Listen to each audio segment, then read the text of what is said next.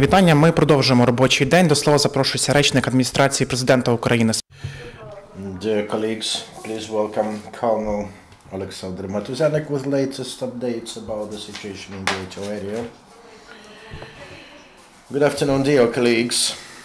Here's some news about the latest developments in the ATO area for the past 24 hours.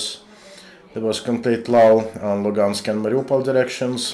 In the direction of Donetsk, a number of armed provocations from insurgents were registered. It happened nearby Svetlodarska, Arkbia, around Mayorsk and village of Zaitsever. To the north from Horlivka, small arms and grenade launchers were used. In other areas, it was silent. For the first time in 16 months, no enemy drones were registered either. At the same time, the area around the frontier remains a dangerous zone. In Stanica Luhanska and Granitne Volnovakha district of Donetsk Oblast, explosive devices sent two peaceful residents to hospital. May we remind the residents of residential areas nearby the front line to be particularly vigilant and careful when moving there.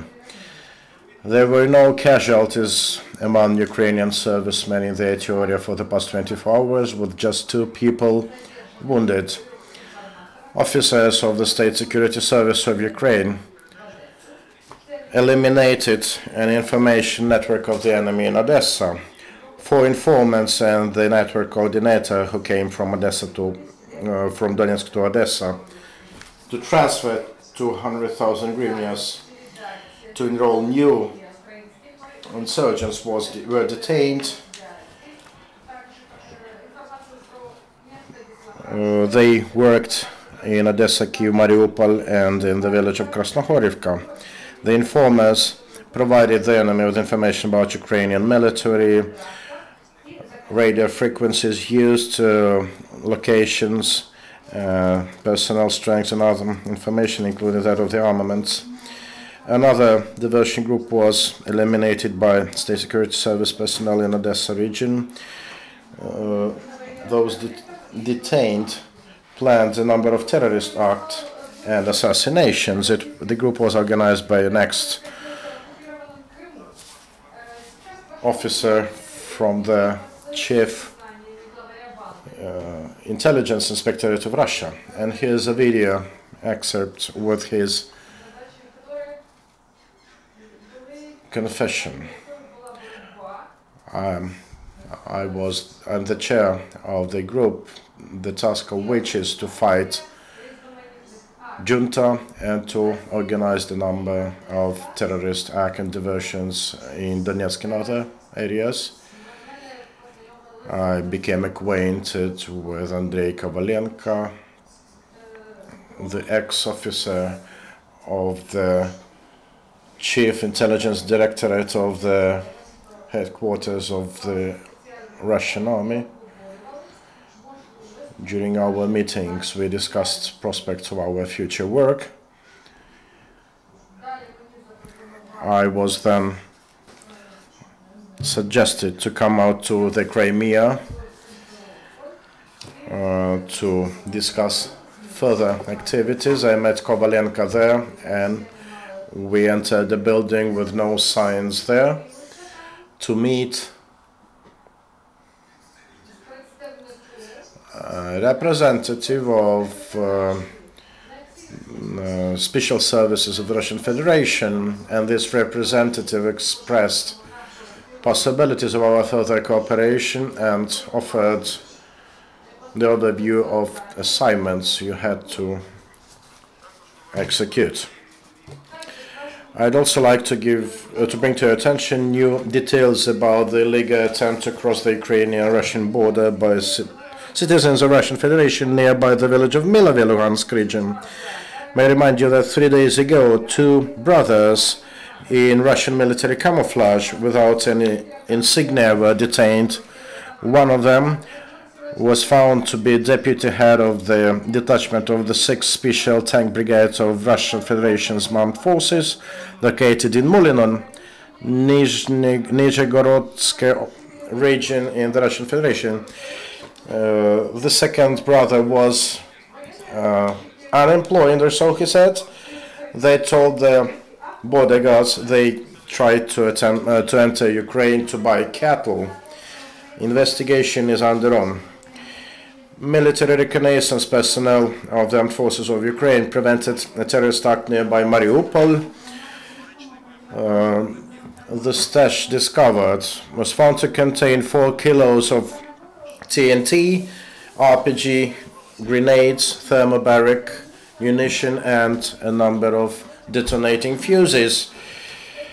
They were packed in white plastic bags with labels of Russian humanitarian aid, and they were duct taped and had the name of a Russian non-commercial organization known to finance the insurgents.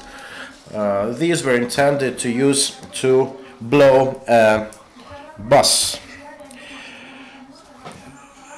Another stash of armament was found in the shelter bait nearby Artemyevsk-Debaltsevo road.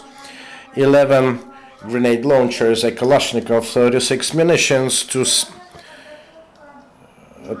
two grenade launchers and 18 grenades were found, together with 4,500 cartridges of different caliber, a smoke grenade, and some narcotics.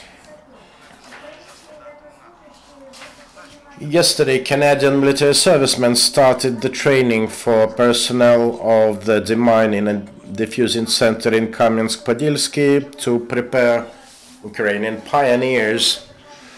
The Ukrainian servicemen will borrow from the experience according to NATO standards, and this will be of particular importance and value also for Canadian military, as they will learn from our experience gathered throughout the ITO. The Canadian colleagues will train Ukrainian personnel at the premises of International Center for Peacekeeping and Security in the Academy of Land Troops in Lvivshina. This is the first ever program in the history of military forces that will be carried out for 1.5 years.